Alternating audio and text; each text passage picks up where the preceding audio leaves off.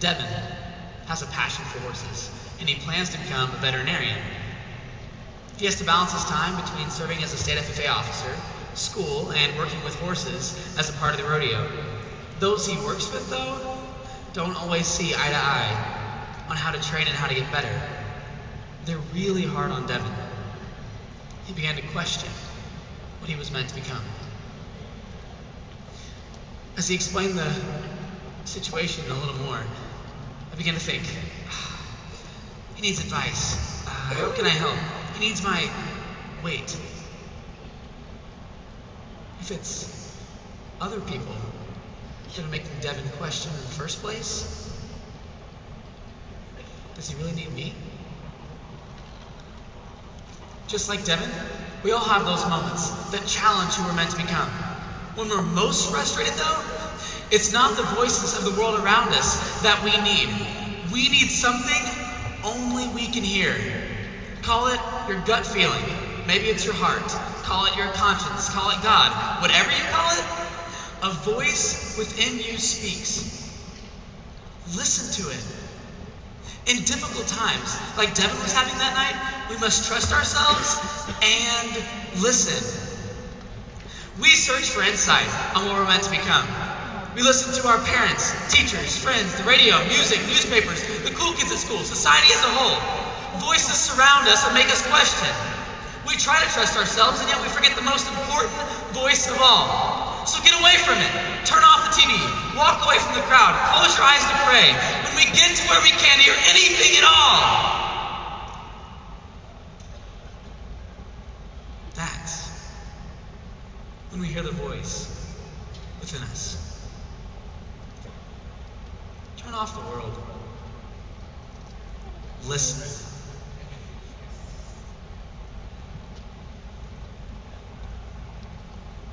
What do you hear? Listen to gain insight on what you're meant to become. Devin and I finished up our conversation over an hour later. Zach and I had our meeting, and I headed to bed. On my way, I thought, since 3rd grade, I have been trying to figure out what I'm supposed to become. Devin is getting there because he listens to a voice.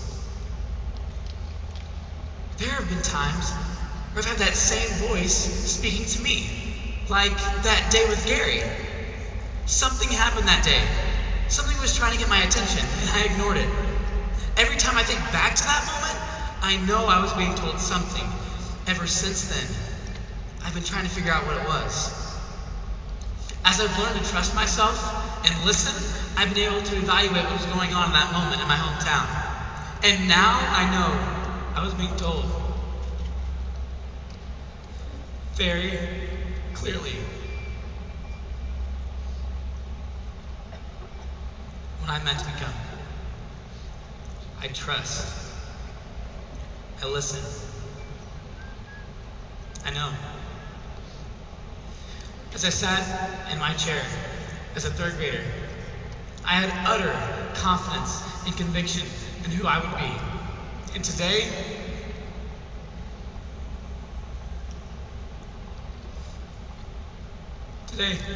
I do the same.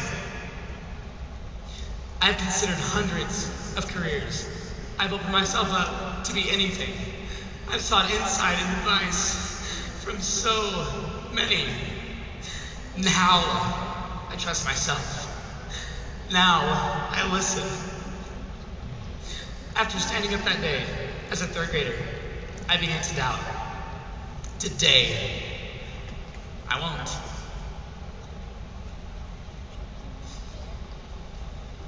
I'm going to become a priest.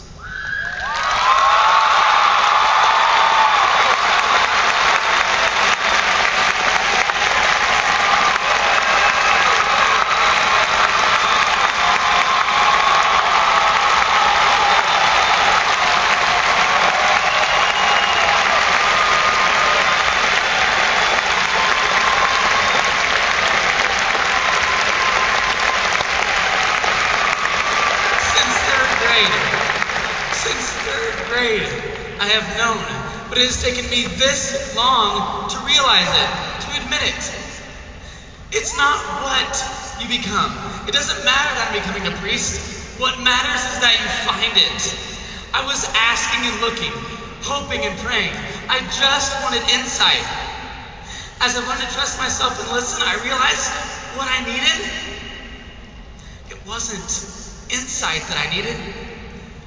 Who I was meant to become was in sight.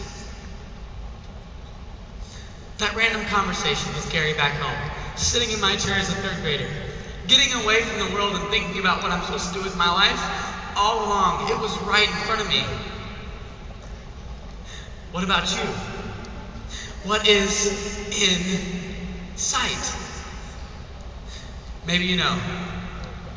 Maybe you're searching. No matter where you are, trust yourself. Don't doubt. And forget about the voices in the world around you. Listen to the one within you. Trust and listen, and you'll know. Find who you are supposed to become. Friends, it is right here, in this moment.